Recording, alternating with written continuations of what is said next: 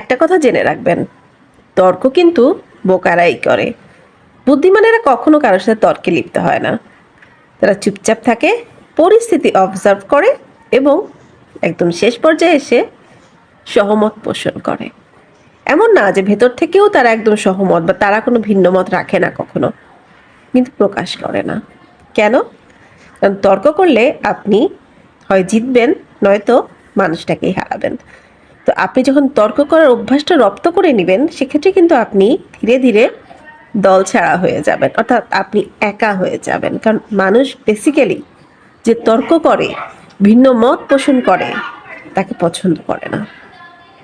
তাই তর্ক করার ফলাফল এটা হয় যে হয় আপনি জিতবেন, নয়তো আপনি মানুষটাকেই হারাবেন। তো বুদ্ধিমানেরা ওই রিস্কটা নেয় না, তারা দল ছাড়া হয় না, তারা দলের ভেতরেই থাকে এবং সহমত পোষণ করে।